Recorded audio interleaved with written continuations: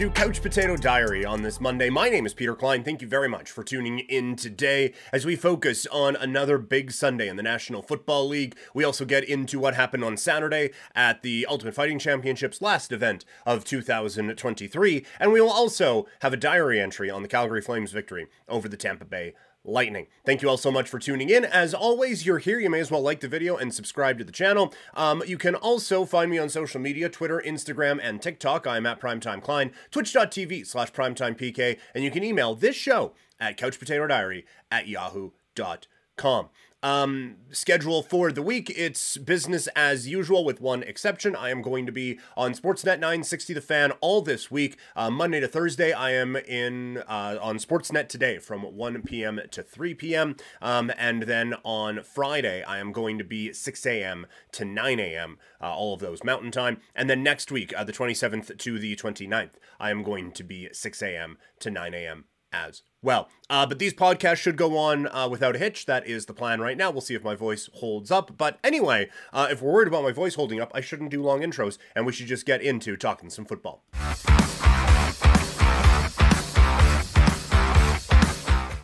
This is going to be a little bit more rapid-fiery again this week. We will start with the Buffalo Bills, and what a win for the Buffalo Bills. A dominant showing against the Dallas Cowboys. Still on the outside looking into the playoff picture right now are the Bills, but they are showing the exact type of team that everyone wanted them to be at the beginning of the season. And the big thing from this is obviously James Cook, who comes up with a really, really big showing. The final stat number for James Cook comes in at, why would they start with the Cowboys? Cook, 25 carries for 179 yards and a touchdown. He also has 2 receptions for 42 yards. Just a really, really incredible performance from James Cook. And this is the dynamic and the part of the Buffalo Bills game that has been lacking for so long, is being able to establish any kind of run. And I'm not saying, well, now James Cook is the best running back in the league, but it's just nice to know they can do that against what is a pretty good defense for the Dallas Cowboys. Defensively, they were able to limit what Dallas was doing, which is quite eye-opening on both ends of it. We'll start on the Buffalo defense, because this is a defense that has been banged up and has kind of has struggled at times this season, and has been the focal point of a lot of people's frustration with the Buffalo Bills. But this is now a couple weeks in a row. They did a pretty good job of limiting Kansas City, and they did a real good job of limiting the Dallas Cowboys. This is a big showing for the Buffalo Bills, as it really starts to seem like they have the momentum back where it needs to be. On the Dallas side, this is concerning, because that is a Buffalo defense that is banged up, and one that shouldn't be giving you as many problems as maybe they did give Dallas.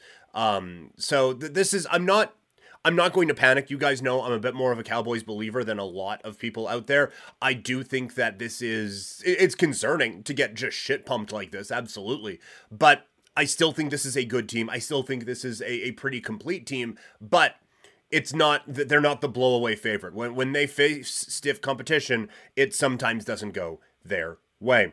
The Baltimore Ravens made a statement, I thought, on Sunday Night Football, and they are looking right now, like, I get the Dolphins won 30-0 this week. That was against the Jets. I think the Ravens right now are looking like the most complete team in the AFC. I think defensively, they have been strong all season long, and this offense has really started to pick up the new systems that were implemented, and I just think there's so many ways they can beat you right now. I am a big believer in what the Baltimore Ravens are putting out there on the football field right now. For the Jags, they're just not at that level yet. And Trevor Lawrence just keeps getting banged up. At this point, like, I get they are in the heart of a playoff race.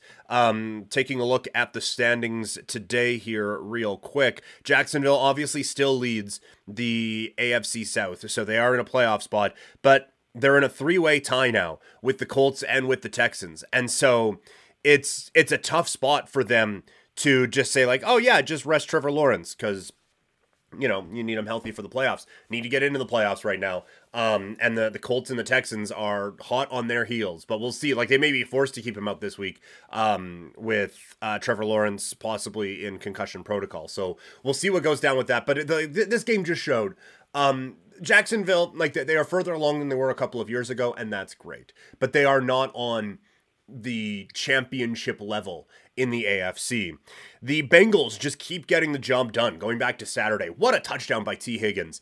And like you are really starting to see, not starting to see, you've known it for a while, but the impact that these weapons are having on the Cincinnati Bengals to be able to keep putting up these wins. And like Browning's doing great. And the shot of him after, like, you guys want to cut me now, that was incredible. Because for those who don't know, he was cut by the Minnesota Vikings, and he didn't feel like they handled that all that professionally. So he has now come out and really made a statement as to the type of quarterback that he can be. But the weapons around are certainly helping out, and no more obvious than T. Higgins with a phenomenal touchdown, makes the catch at the one, swings his arm back around, and gets into the end zone. Just excellent work there from T. Higgins on that particular touchdown play. Also from Saturday, the Steelers and Broncos are cooked. Like a great run by the Broncos, but I still think there's work that needs to be done out there in Denver.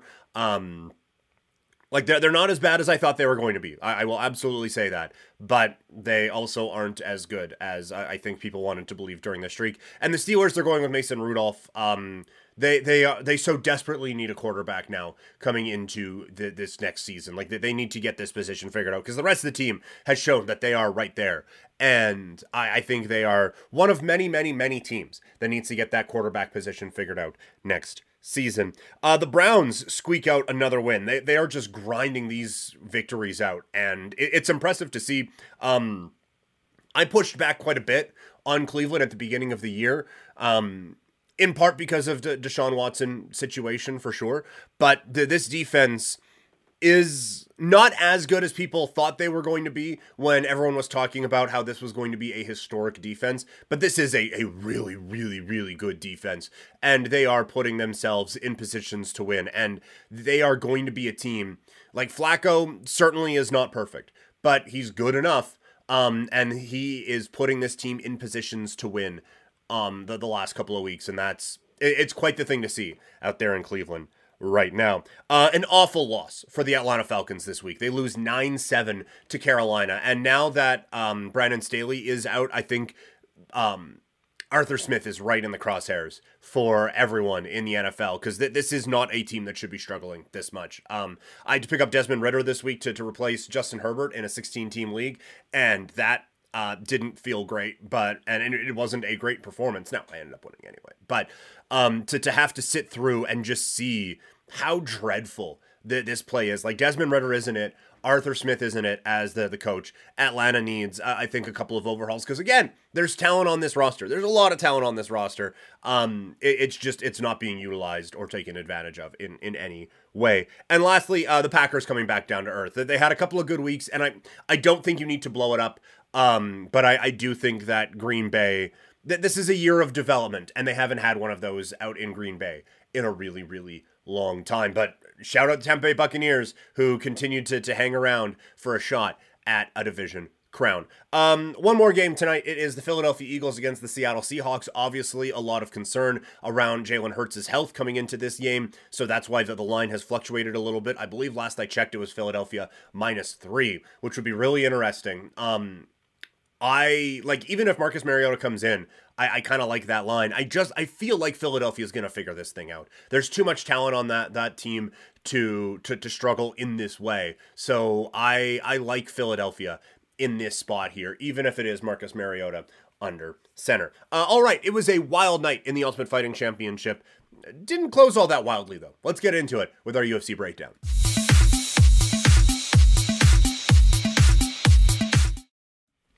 All right, UFC 296 going down at T-Mobile Arena in Las Vegas, Nevada for the final time in 2023. In the main event, Leon Edwards wins a convincing unanimous decision over Colby Covington. There are a lot of layers to get into with this particular bout, so let's get into it. First, let's start with the champion, Leon Edwards. This was not a transcendent virtuoso performance by any stretch of the imagination. It was a guy going out there and getting the job done, and a guy who was so clearly more talented than the fighter who was across the cage from him, and showed those advantages with using his length, using his footwork, and just using his overall striking ability to pitch a shutout through 4 and then get kind of beat up in the 5th round. But you would like the next evolution of this as a champion. You would like to see him use those advantages to then put the guy away. But given the circumstances of the week, with for those who missed it, Colby Covington referencing Leon Edwards' murdered father, who was murdered when he was 13 years old, saying he was going to drag Leon Edwards to hell and they could say hi to his dad while he was there. Just disgusting, deplorable stuff. And the reactions to it were predictably disgusting as well. People commenting, well, we don't know what Leon Edwards' father was like. Yeah, you don't. So to not know someone and to make a statement that like, oh, well, maybe he is in hell, who's to say? Not the point. Not the point. And just disgusting to even consider that. So if you were, fuck you. But from a fighting standpoint, like, you can understand Leon not wanting to get too aggressive and have it costing him and then having to lose to the asshole who made that comment about your dad. But in the future, you would like to see him be able to put it on a little bit more in the stand-up game going forward. But still, like, it's a win's a win, survive and advance, move on. We'll talk about potential title challengers coming up a little bit here, and we are going to do fights to make after UFC 296 on our Fights and Football Friday episode at the end of the week. For Colby Covington, there's a number of different ways to go. This is a 3rd title fight. He has 0 wins over welterweight fighters who are currently in the top 5. Not even in the top 5, sorry, in the top 15. He is someone who has talked his way into being a draw, and like him or not, he is someone who can move numbers, whether it be socially or pay-per-view wise. He's just not a high-level fighter. He simply is not. He is going to lose to anyone who is at the high levels of this sport. And so I'm done seeing him in relevant spots. This is the end of relevancy for Colby Covington. And everyone will say, like, oh, it's a shtick. And you can see, like, it's a bad one. But you can kind of see, like, he's grasping. You go into that press conference, or not even the press conference, the talk with Joe at the end of the fight. And now, look, it's 25 minutes again getting punched in the head. So you're not going to be your most coherent after that. But he comes out, says that the judges robbed him. He doesn't have a scratch on him when he's bleeding from 2 places on his face. So he goes with the I was robbed, and then afterwards he said that the judges don't give him scores because he's a Trump supporter. I'm not going to get into my assumed politics of the judges, but I'm going to, you know what? Let's just assume that that's kind of bullshit. So he goes from, like, everyone hates me because I'm a Trump supporter, that's why I didn't win, I don't have a scratch on me even though I'm bleeding twice, and then he tries to go babyface with, like, I'm going to show everyone that you can bounce back, come back from adversity, but people are booing him, because they should, and then he goes, but you know what? Fuck all of you, and says everyone's broke and doesn't deserve to support him anyway. Like, you can just see it's so not genuine, and you can just see that he just tries to say the most outrageous thing in the moment, and then, like, it's just, like I said, it's grasping. It's so disingenuous that he doesn't have, like, a real base to go back to, because he may have even lost himself in this whole thing, and that it's sad, it's pathetic. And it's Colby Covington, but it's so clearly not real. And that, I think, makes it more disgusting that he thinks he has to do this sort of a thing to get relevant. And now look, he's not a good enough fighter to be, so I guess there you go. I'm going a little bit hard on him, but he's just not a high level MMA fighter. He's not a title challenger in the UFC, and I hope we're fucking done with all of this stuff. Co-main event, Pantoja gets the job done against Royval. Fun fight, interesting fight. Yeah, not a ton more to break down on this. Pantoja gets the job done. We'll see who he ends up getting in his next bout. Shavkat Rakhmonov continues to be a bad man. Big submission win over Stephen Wonderboy Thompson. By the way, we were able to cash a few of those on today's ticket. with Leon Edwards win, Leon Edwards by decision, and Shavkat by submission. We were able to check all of those boxes. I've been saying this whole time he deserves to be the next title challenger at 170 pounds. Like, that this was so clearly a showcase for him to do that. It does feel shitty that we're passing over Bilal Muhammad again.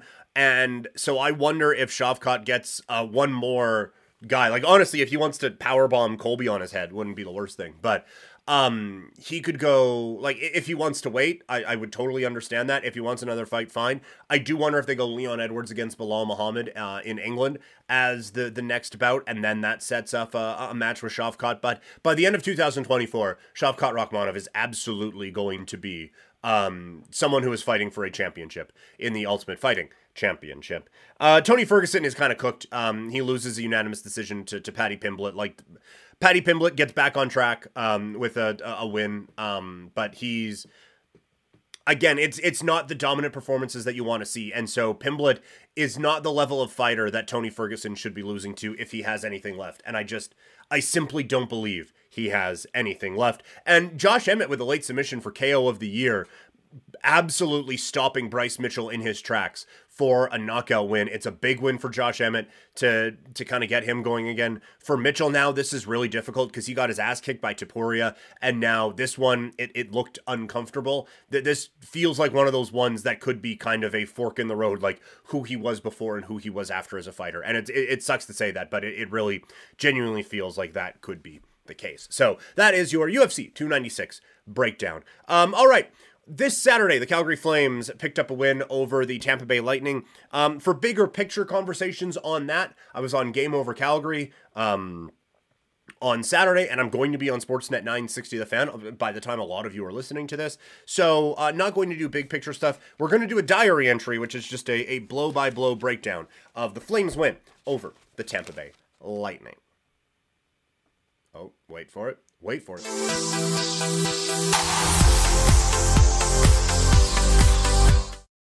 So for those of you who are new to diary entries, the show's called Couch Potato Diary. I take notes on every game that I watch, and so this is just kind of the emptying the notebook portion of from what I saw. So it's the Flames against the Lightning. Calgary coming off of a road trip where they had third period leads in all three games and came away with 2 points. And this one, like, I know I said I'm not going to do too many big picture things, but this game is a real good bounce back from that, because it's one of those they learned how to win games for the Flames, and I think that's really, really important for a young team. Not a ton happens in the first period. Calgary gets a power play off of a trip. Sharon Govich gets a really good chance that stopped. Couple 2-on-1s for Calgary. Lindholm's shot goes wide. Uyghur with a shot that misses as well. But Calgary is absolutely, if not hanging with them, then controlling the first period. If we're scoring this like an MMA bout, first round goes to the Calgary Flames. Second period, better jump for Tampa Bay to start, but then Hanifin makes a strong play at the blue line to kind of keep a play alive. He didn't hold it per se, but he's able to get it back, sends it back in, and that allows AJ Greer to walk in and score. Not great defense by Tampa Bay. The shot does get deflected by a defender from the Lightning, and it goes in.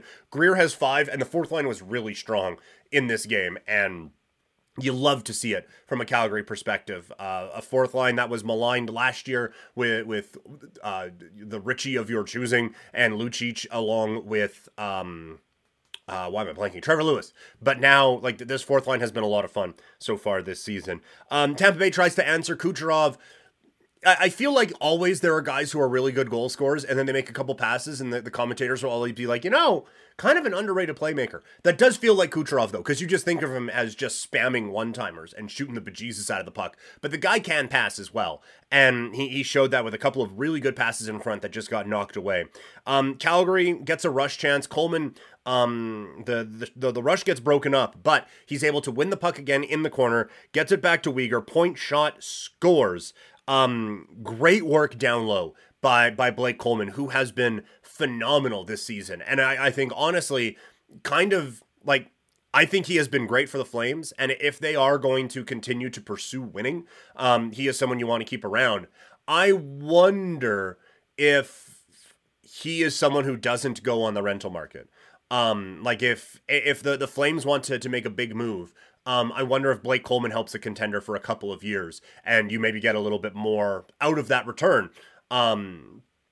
Because everything right now in Calgary is so trade-focused at the moment. But he helps Uyghur make it 2-0. Not long after that, Sharangovich with a bomb that makes it 3-0. The dude has a heavy, heavy shot and has really been a bright light for the Flames this season. Working his way from the fourth line, grinding his way through there, getting more opportunities, and now taking advantage of them. He is a high-level offensive talent for this Flames team, and you love to see it.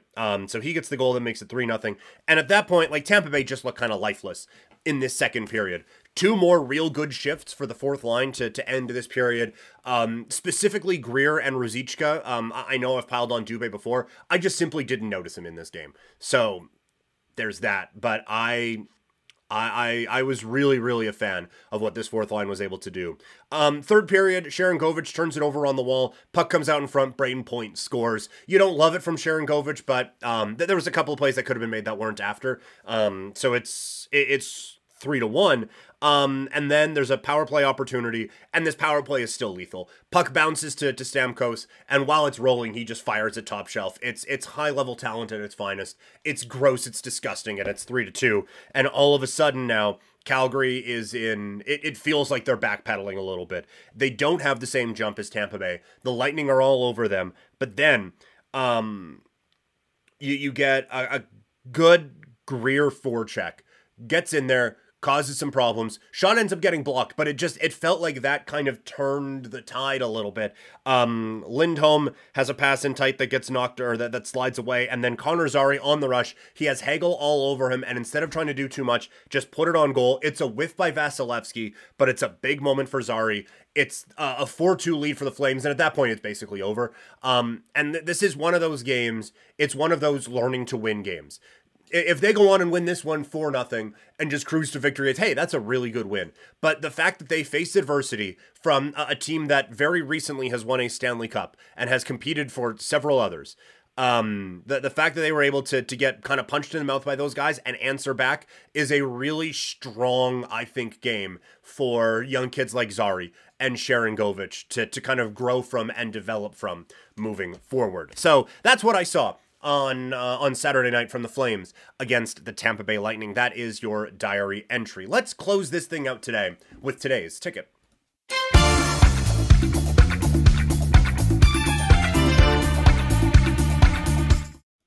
All right, we have, 3 games on the ticket today. A really strong weekend. After a bit of a rough week, I'll admit, a bit of a rough one this week, but we were able to bounce back. We got 3 games on the ticket today. In the NBA, it is the Clippers. I'm going -2.5 against the Indiana Pacers. Clippers are playing much better basketball. The Pacers are obviously flying up and down the court, but I think a veteran team like LA is going to be able to handle that, and I think they're going to be able to get the job done here. So give me the Clippers -2.5. Moving into the NHL, Seattle, not off to the great start this season. Dallas is. I like Dallas -1.5. And Minnesota, slight underdogs against Pittsburgh. The Penguins just got their lunch money taken from them on Saturday against the Leafs. And the Wild are playing some better hockey right now. So we're doing a bit of a sprinkle on Minnesota on the money line. That is today's ticket. And that's today's show. Thank you guys so much for tuning in. Remember, if you're listening in podcast form, rate, review, subscribe wherever you can. If you're watching on YouTube, subscribe and like this video. Leave a comment as well. If there's anything in here you agreed with or disagreed with, let me know. In terms of what's coming up this week, tomorrow is waiver wire day for fantasy football, so we're doing waiver wire. And we are doing the bad fantasy football team that's actually pretty good. Also this week, we're going to do NHL buy-sell heading into 2024. We're basically at the quarter point for both. So who are we buying? Who are we selling? NHL is going to be Tuesday. NBA is going to be Wednesday. We're also going to look at the playoff picture this week. And so we're going to look at who's still alive, who are we taking, like, kind of buy and sell, but we're going to look at the 3 games remaining for all the teams hanging around and make some predictions off of that. Thursday, it is NFL Power Rankings Day. Friday is NFL Preview and the fights to make after UFC 296.